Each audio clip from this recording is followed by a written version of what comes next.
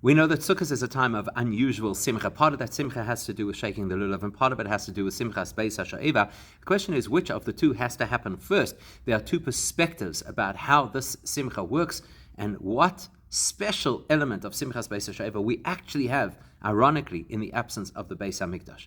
With regards to the simcha that you have on Sukkos, we find as in addition to the fact that obviously it's a Yom Tov, so therefore it's a time of simcha. Yom Tov b'chalal, and every Yom Tov is a simcha, but specific to this Yom Tov, which is considered the time of simcha. But there are two specific activities that add to the simcha of Sukkos. Because the simcha was verbunden mit mitzvahs netilas dalet minim b'chag zeh. On the one hand, shaking lulav and esrog adds to the simcha of the Yom Tov. How do we know that? Because the pasuk tells us that you're supposed to take the 4 species on the first day of Sukkot, and then the pasuk says, and you rejoice with or before Hashem with the lulav and esrog. So that's simchas lulav, a simcha that is associated with the lulav. And famously we know the special simcha that was associated with pouring water onto the mizbech, which was an unusual ritual. The she'iva samayim, so drawing the water for that ritual,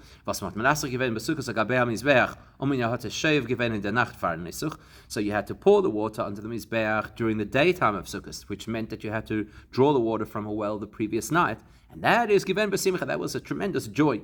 As the pasuk says, that you draw the water with great rejoicing from the well of salvation. So now the question is, which takes precedence? Which comes first?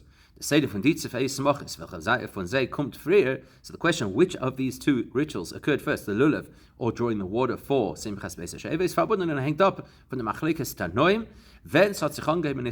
So it's a complex debate between tanoim that the Gemara analyzes in Tainis, between Rabbi Yudben Beseir, Rabbi Eliezer, Rabbi Yeshua, Rabbi Akiva.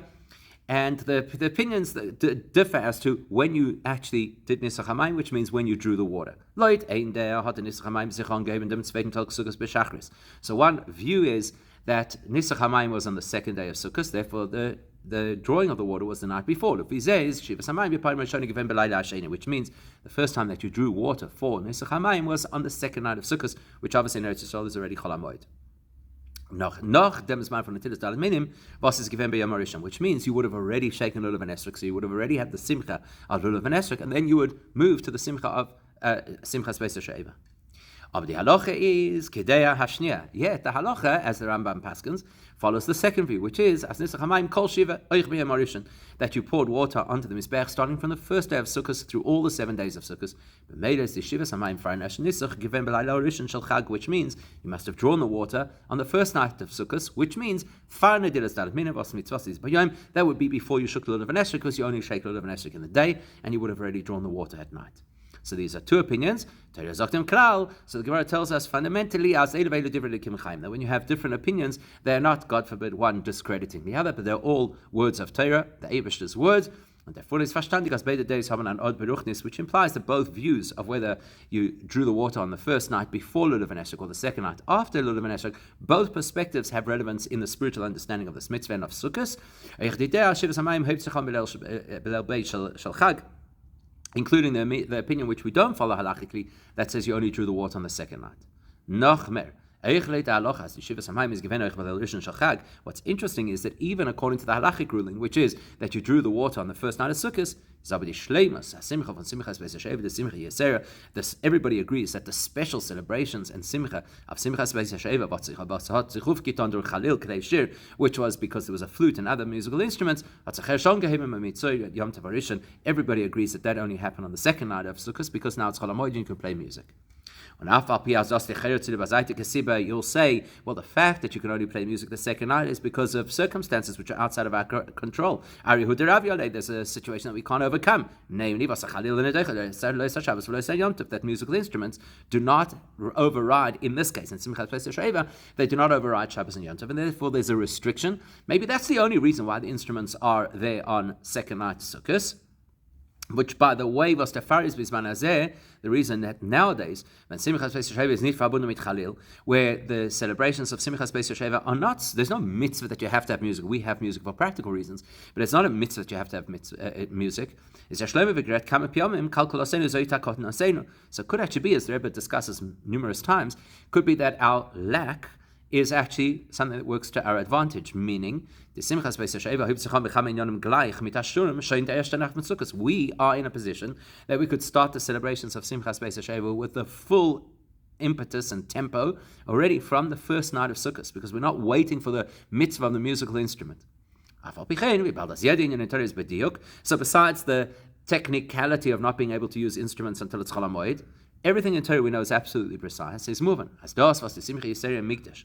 As ich befehl angehim mit Mitzvah Yom Tov Harishon, the fact that practically in the Beis Hamikdash the real celebration only began on the second night of Sukkos is as defar was also is matin to dem Teichen fun der Simcha. That must mean that conceptually, principally, the idea of the Simcha of Simchas Beis Yesheva is somehow more expressed on the second night. As the Simcha Yisrael is given by Mikdash, that the great simcha that nobody had experienced unless they had seen this kind of simcha, then you wouldn't know what simcha is. That only really begins in full force on the second night of Sukkot, which means after benching Lulav and Esrog, and we have to understand why. So to understand what that is, let's first understand the connection between simcha and water, which is a big theme at this time of the year.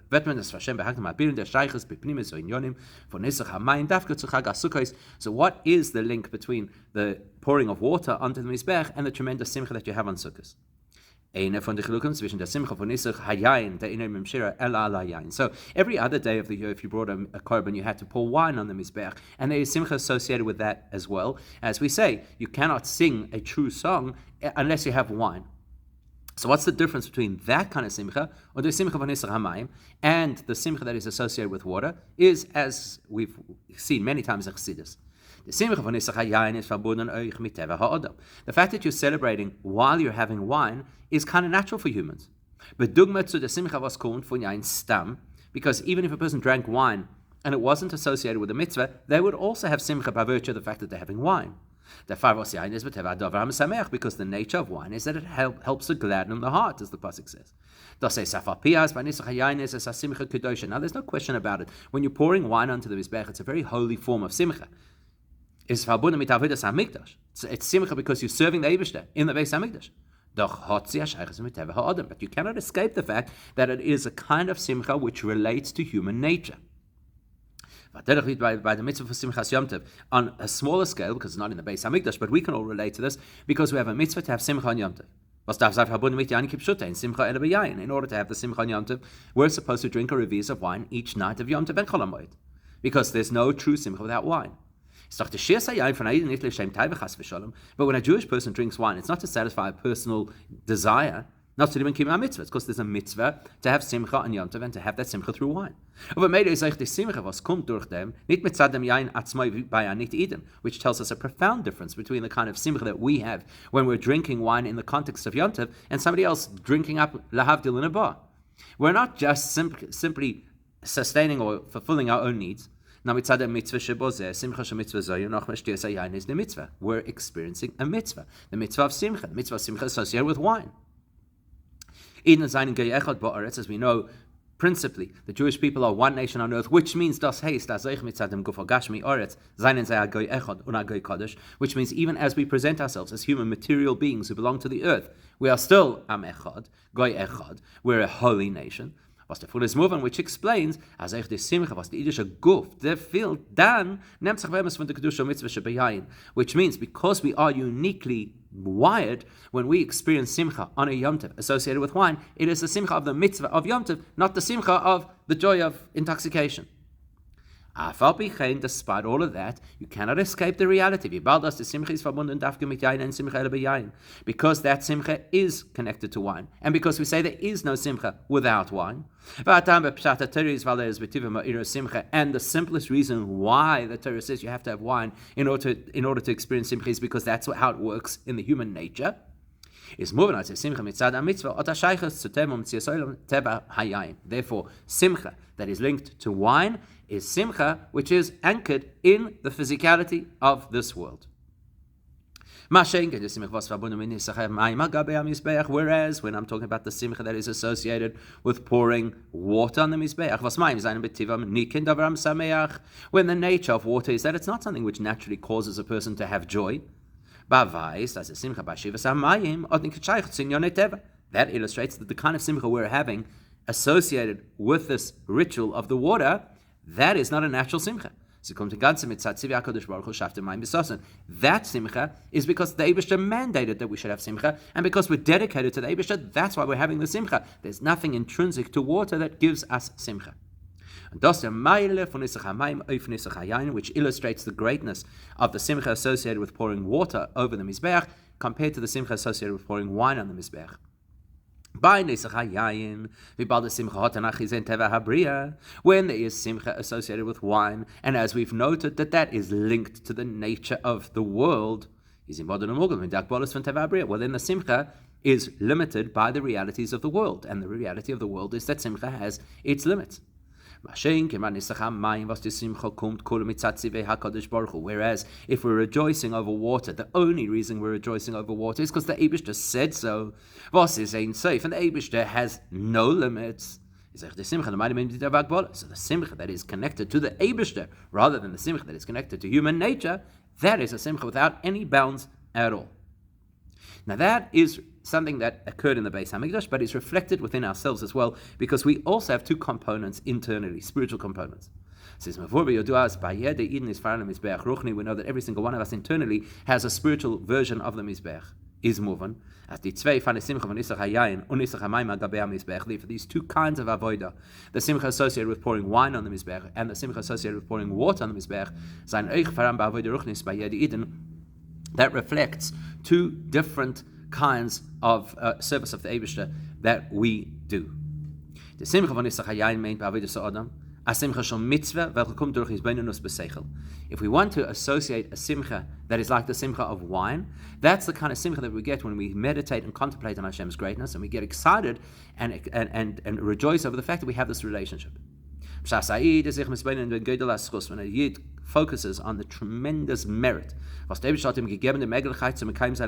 Eibishter gave me an opportunity to do a mitzvah. And then when I realize the tremendous impact and value that comes from me doing these mitzvahs, I am now connected to the Eibishter in an intimate way because of the mitzvah. That is going to stimulate incredible simcha, which we understand the value of that simcha. But the limiting factor is, because we're talking over here about the kind of simcha which is the product of human, therefore limited contemplation, is in an ofen as in ir herzach nosef the mitzvah. That means not only do I now have a sense of the mitzvah and the greatness of the mitzvah, but automatically the mitzvahs from the modern mekaymes mitzvah also have a sense of self. Look what I can do. Look how I'm connected to the Eibishter. Bedugmas hasimcha was verit durch yain kanal, similar to what we've already pointed out. That simcha, which is stimulated by wine, is tethered to the realities of human nature, which is stimulated by wine. So because, to use the language of Chassidus, because we're now dealing with simcha that is also comprised of seichel, of human intellectual appreciation, then the simcha is limited by the extent of the person's appreciation. So the more I appreciate the Eibishter's greatness and the greatness of the opportunity of a mitzvah, the more powerful my simcha is. Whereas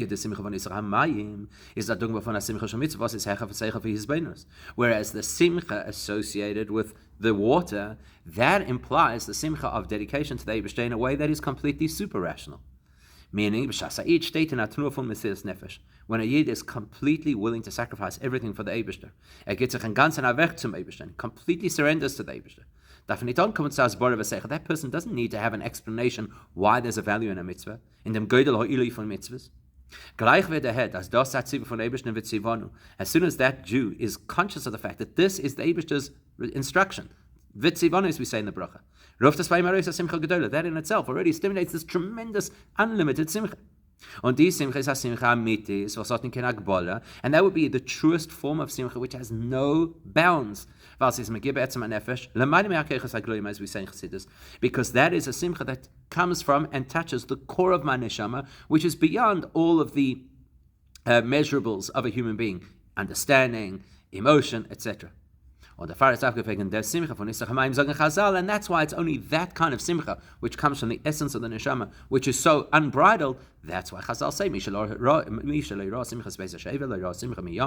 any person who hasn't witnessed that Simcha, Simcha Beis HaSheva, doesn't know what true Simcha is. You only know what finite Simcha is. So that's generally the principle of Simcha that is associated with water. Now let's tie it back specifically to Sukkos, because Sukkos is actually the manifestation of what we achieved on Rosh Hashanah and Yom Kippur. Die Simcha von Sukkos, man Simcha seinu kommt von der Avoide Vinyonim, was haben sich aufgetan bei Rosh Hashanah und was ist mit Tshuva, aber befrat bei Yom Kippurim.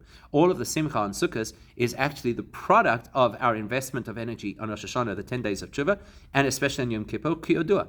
As even from Schach HaSukkah, welcher kommt von Anaya Kavod. One of the beautiful explanations of what the Sukkah is, particularly the Schach. The Schach is a commemoration of the protective clouds that were around the Jewish people in the Midbar. And where did that come from? The clouds that protected the Yidden were a product of the cloud of Keteris that was taken into the Kodesh HaKadoshim on Yom Kippur. And that represents for us that the Schach and protection of the Sukkah, it derives from our tshuva that we did over the course of Yom Kippur. What is so unique about Yom Kippur? The Avodah of Yom Kippurim Achas B'Shana Yom Kippur is called the one day of the year, or the day of one of the year. Is Mitzad Yechidah Shebenefesh. That's a time where everything that we do is an expression of the deepest part of our neshama, Yechidah Shebenefesh. The iskashus von etzem neshama mitatzmusay. Yom Kippur is an expression of how the essence of our neshama is connected to the essence of Hashem.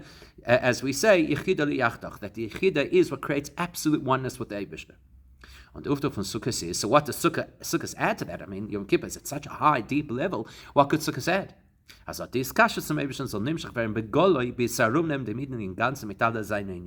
Well, what happens on Sukkos is we take something which was buried very deep at the essence of our being, and we bring it to the surface so that it's so palpable that you can see that the energy of what the neshama, the Yechidah Shebenefesh represents, encompasses and incorporates every single thing that we do, because that's what the Sukkah is all about. You see this practically in the Sukkah.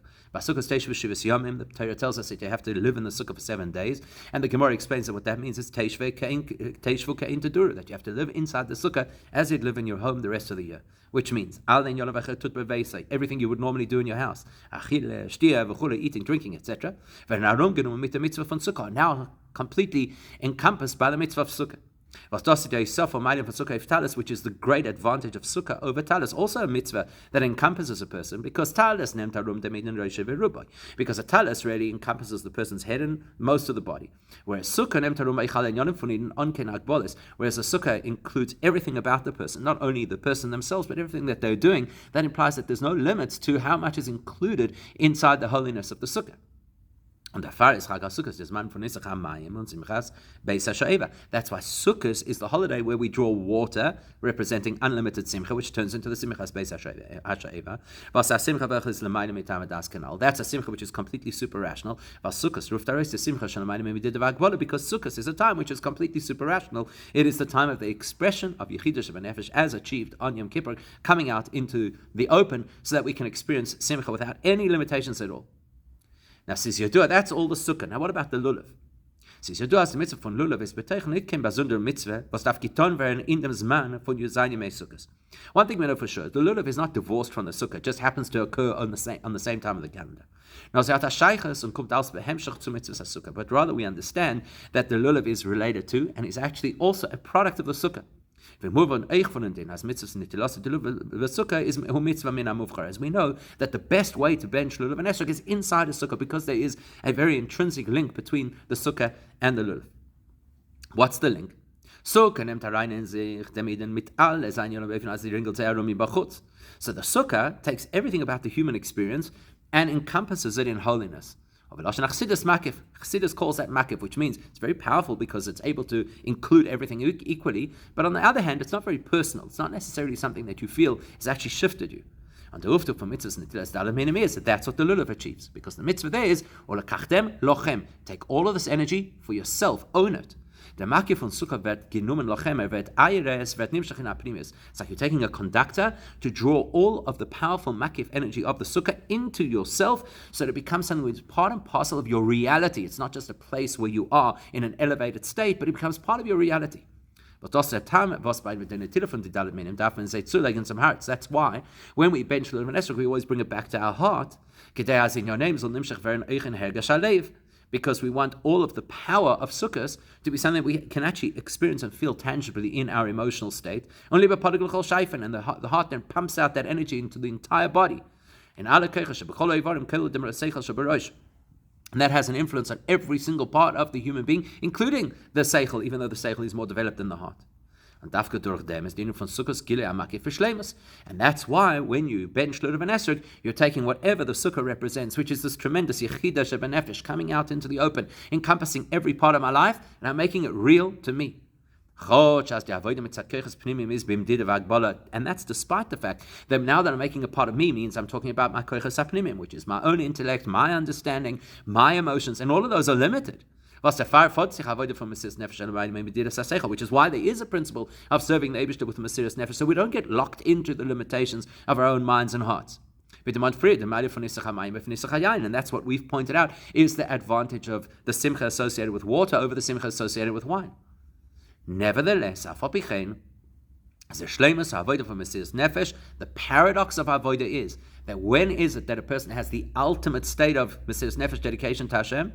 When the bitul Mesiras Nefesh nem durch die koiches hapnimim, when that Mesiras Nefesh seeps into all of the conscious experiences of the person, particularly seichel or midas, which are the main drivers of the human being, intellect and emotions. How do you know that it's seeped in? When your mind acknowledges the value and need for Mesiras Nefesh, and your emotion is excited by the prospect of Mesiras Nefesh. Why is that so powerful? For two reasons. Firstly, that's lochem.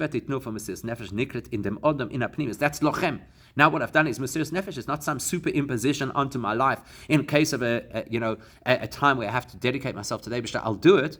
It's actually part and parcel of me, which means I could even live my normal life with an element of Mesiras Nefesh. And therefore it's sustainable because I've taken ownership of it. It's not an emergency break glass situation. It's real. This is me. On base, the second reason it's so powerful is how do I know that something is actually unlimited? Because we're saying Mesiras Nefesh is unlimited. So how do I know when something is unlimited? It's unlimited if it's able to affect and touch every single part of my being. If Mesiras Nefesh is only at some super rational part of myself and it hasn't yet influenced my thinking or my feelings, then it's not true Mesiras Nefesh. It hasn't really been unbridled. So apikola now wird man verstanden tampnimi von der Dea as Shiva Samai mit Simchas Beis Sheva Hauptzichon die zweite Nacht von Sukkos lachrein netilas daleminim. Now with this information, appreciating what Sukkos is all about, getting to the point of Yechidah Shebenefesh, Mesiras Nefesh, absolute dedication to the Eibishter, absolute simcha without any limitations, and yet at the same time it's all about the lulav, taking all of that and tuning it into ourselves so that it's ours for the long term, that we own this experience in every part and conscious faculty of ours. That would explain why there's a view that says first bench the lulav before you draw the water for the Simchas Beis HaSheva. Geshem wie die Shlemus Havodah von Mesiras Nefesh bechlal tut sich auf durch dem, was die Knur von Mesiras Nefesh nimmt durch die Koiches Hapnimim. As we've already mentioned, how do you know that you have the ultimate experience of Mesiras Nefesh? When it touches all of the conscious faculties of the person. Now clearly that's going to link to the Simcha as well, and here is the irony of it. If the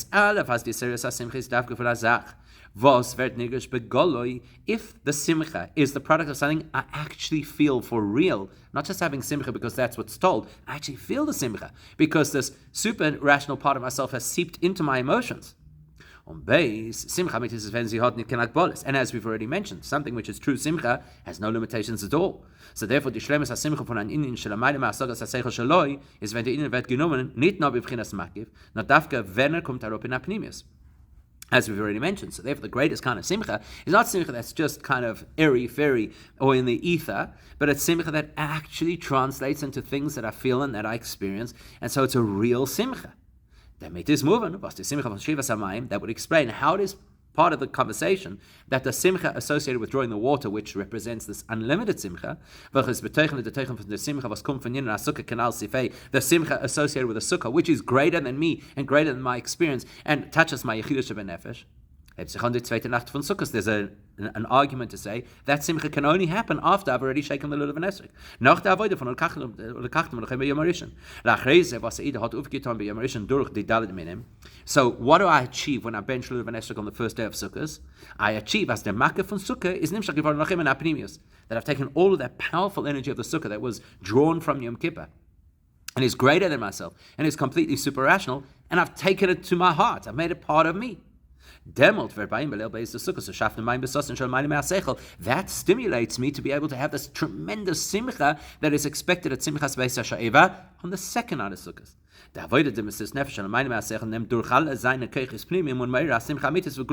Which means this: I've had this tremendous dedication to the Eibishter, Mesiras Nefesh dedication, Yechidah Shebenefesh dedication, which I've now taken on as my own, and therefore I have an appreciation intellectually and an emotional attachment to it. That's going to produce a tremendous simcha that I wouldn't have had without that. Okay, that's powerful. So how come the halacha isn't that way? Practically the halacha is as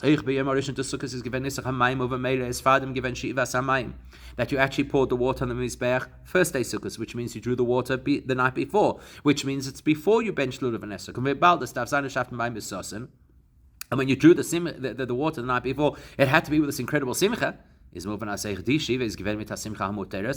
implies that even the first night of Sukkot, before I've taken ownership of this great Mesiras Nefesh dedication to the Eibishter, I'm already experiencing simcha, and not just any simcha, but Simchas Beis HaSha'eva. How is that possible? Rabbi says, because even before I've taken the lulav and esrog, the moment it's the first night of Sukkot, the first moment of the first night of Sukkot, there's already the makif power of the schach of the sukkah drawing on the power of Yom Kippur. That's why there is already simcha on the first night of Sukkot. So therefore already on the first night of Sukkot, I could already be rejoicing, I could already experience Simchas Beis HaSheva, as well as simcha von Shivas V'Pchinas Maim Shel Amayim Ha'Sogas HaSeichel. I could already experience a simcha which is super rational. Why? Because even though it's not yet personal, and even though I haven't yet consolidated it into my faculties, the fact is it's there, it's present already at that point in time. Now, the only thing is that the sukkah is still makif, which means kind of aloof and abstract for me. That's why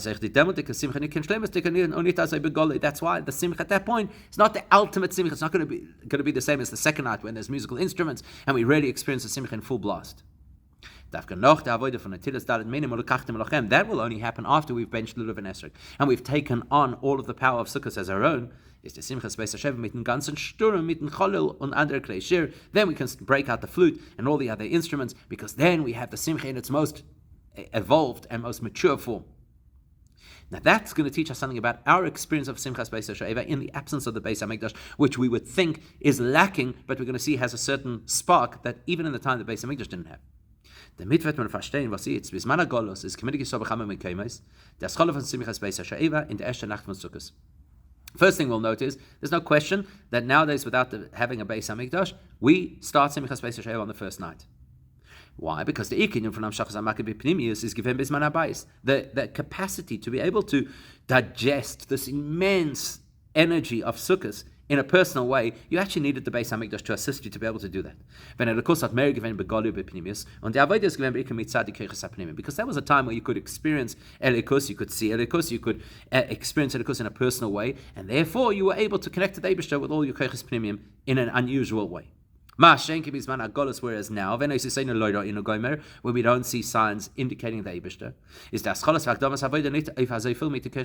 so the core and the foundation of our dedication to the Eibishter is not so much our understanding and our emotion.